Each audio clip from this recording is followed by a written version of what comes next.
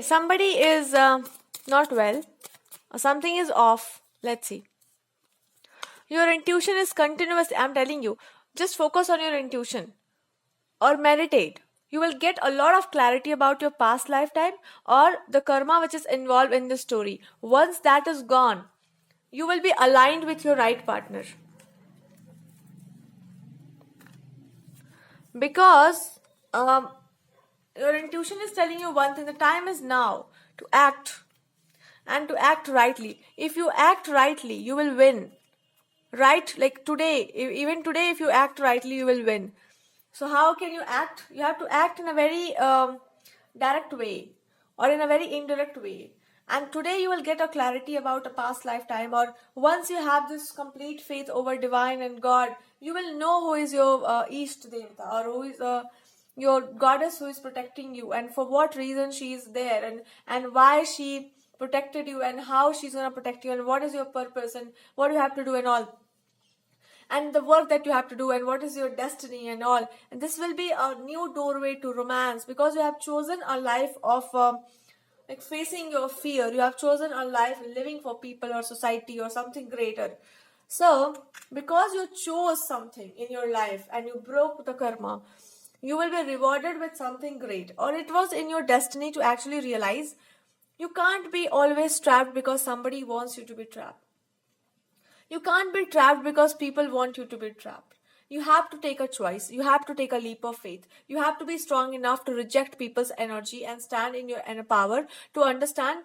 If you love something, you must go towards it. If you want to do something, you must go towards it. Once you do that work, or once you do that thing, you will be completely in your power, and divine will be completely protecting you. Now, what is the actual message here? Some goddess or one form of goddess, she's trying to be there and telling you the only highest way to live in life, or to live your life, is to live by your heart, because you can only please her with your heart, and heart space is the most pure space. If that heart space is not pure, if there is some hurt, some pain, some misery is there in your heart, and nobody is there to share that pain, I cannot live in that heart.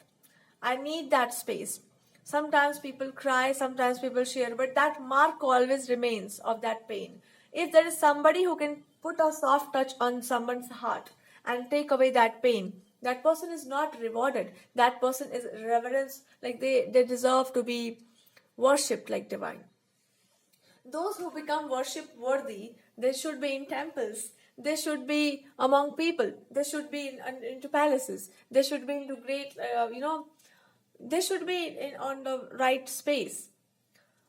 So if you have made yourself into somebody who live for greater cause, or you have a very pure heart, then goddess is telling you, how can I put you around situations which are not highest at your highest potential, and how can I throw you just like a garbage?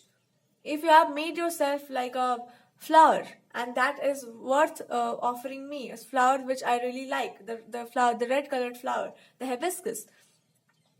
If you have turned yourself into that, which is the passion, the life, and the beauty of life and all, how can you think that I will not come towards you? How can you think that I will not accept you? You are the most favorite to me. You are the most loving to me. You are the most loved to me. And what she means by this red colored flower, she means by the flower of love, the flower of passion, aggression, power, and sometimes arrogance also, sometimes pride also. But all these things are committed to goddess.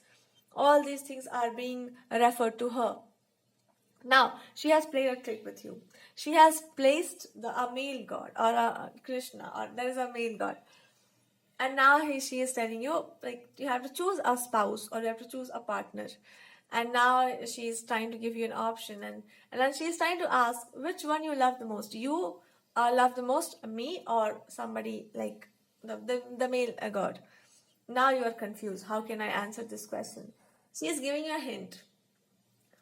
We love people according to the space they have in our life. If I hold the highest place in your heart, it means that you are my devoted, you are my devotee. and you are also my child. So this will be like a friendship or a childlike relationship. But if somebody you are choosing like a spouse, you must honor the person before me. Now, this is something which is completely, I am also afraid to tell this, but she's telling you why she's saying this. If you disrespect the person and come towards me, I will not respect you even. Because the first dharma of a lady is to respect the spouse. If you disrespect your spouse, I just can't, I can't be your friend. If you want to be my friend and if you want this relationship to go on, you have to follow the dharma. And dharma speaks. If your spouse is saying something, that should be of the utmost value. If your spouse is saying something not to do, if your spouse do not like some people, you must reject them. So, that's what the guidance is. If your spouse is saying that this person is, I know what and who this person is, but you should not give too much preference to that person, you should not. If your spouse is telling you to act this way, you understand why that person is saying, because this can be a past life karmic thing where somebody told you something and you never listened to that person. You always acted according to your will. That was fine, but because you can't see certain people who are hidden as your enemies and you always loved them as your friends, you chose a life or something bad happened. She is saying, I remember that time also, the past lifetimes of yours where you blindly trusted people, you were after people and you listened to nobody and you're just going after. See, she's telling you that there are two definitions of dharma. One, what is your swadharma, and the second is what the righteous path at that moment. In this situation, that you are doing two things. First is, whatever situation you are in, first is your own dharma, where you have promised somebody. That is your own dharma. You have to follow that promise. And a bigger picture, that is, you have to fight for a greater cause. You have to continue with these two things. If you are continuing with these two things, you are on the right track. But if you are continuing with somebody that you love, and how can I leave that person? I have to be with that person. I just can't, and that person is not righteous. And you are trying to fight for that person, then that is not fine. If somebody is not on the right track and you are trying to put that person on the right track, and in that quest, you are crossing all the boundaries, that's not right. So she is telling you to be righteous. And righteousness means you are becoming a little bit selfless, innocent, and you're doing something not only for you, but for people around you also. Now here you have two choices. The second choice includes doing something which is of very highest significance. Maybe reading somebody's emotions, trying to work on it, loving, caring, compassionate energy. And second can be of her work, which is about truth, which is about establishing justice. That can be your past life incomplete thing, or revealing people who are not right, or something like revealing their true faces, what is right, what is wrong. These are the things. Or the second work can include protecting people, giving them solace, giving them hope. These two things are also actually devoted to God. Now you have third thing as expression also. Maybe you have to express something, or you are a good writer. The writer's dharma is to write something which can awaken people, or which can give a hope, or which can take them out of their illusion. So remember your dharma. If you're giving entertainment also, then make sure that is of the highest quality, that is elevating people, not taking them down, or not sharing some grief and all. That is there. So follow your dharma and you will be rewarded. So maybe every day she is telling you to write something, or give a piece of something to the people which is actually good for them. Maybe if you are very much interested into writing stories, she will give you a guidance of as to what kind of stories you should write. Mostly you are very good at planning, plotting, or ancient kind of settings are very interesting to you.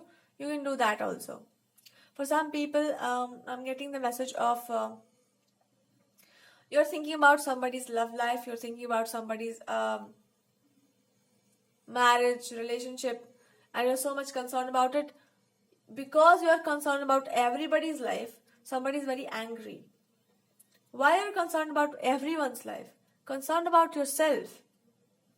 And when you are concerned about yourself, you will see something that was not manifesting will manifest quickly. And the only blockage was you are not becoming selfish. You had to become selfish, na? So once you become selfish a little bit, what is that selfishness? If I see you will kill me before I kill you, what should I do? That's what I'm talking about.